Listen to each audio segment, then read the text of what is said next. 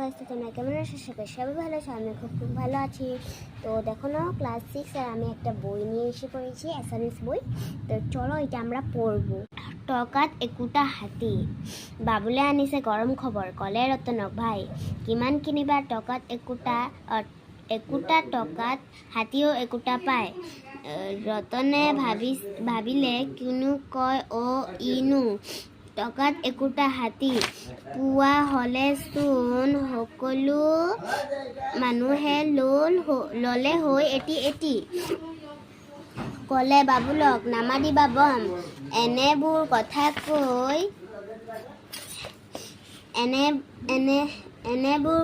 কৈ ভাবিছ কিজানি মই বৰ বুধিয়ক তই। ৰতনৰ কথা শুনি বাবুলৰ আহিছিল উঠি খং, ক'লে যদি তই নকৰ বিশ্বাস মৰুম বুলি মই বম।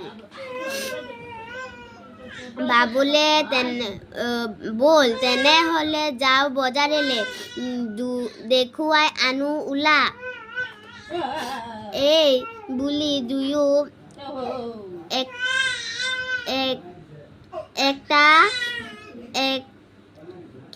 একেটা পাকতে পিন্ধি ল'লে পেন্ট চোলা।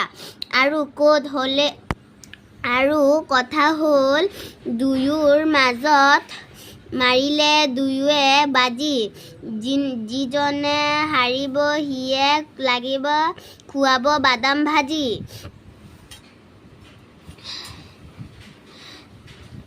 এই বুলি দুয়ো পালে গৈ বজাৰ, পূজাৰ বজাৰ ভাৰ, দোকানে উৰিছে বেলুন, লাখ হাতী ঘোঁৰা, তাৰে এখনত কিনিলে বাবুলে টকাৰে এটা হাতী। ৰতনৰ বপুৰ ভেবা লাগি ৰ'ল কথাৰ পাকত ঘাটি, ভাবিছিল সি এক টকাতে আৰু কতনো হাতীটো পাব। ভবাই আনিছিল টেঙৰা, বাবুলে পুতলা হাতী যে ল'ব। কবি গগনা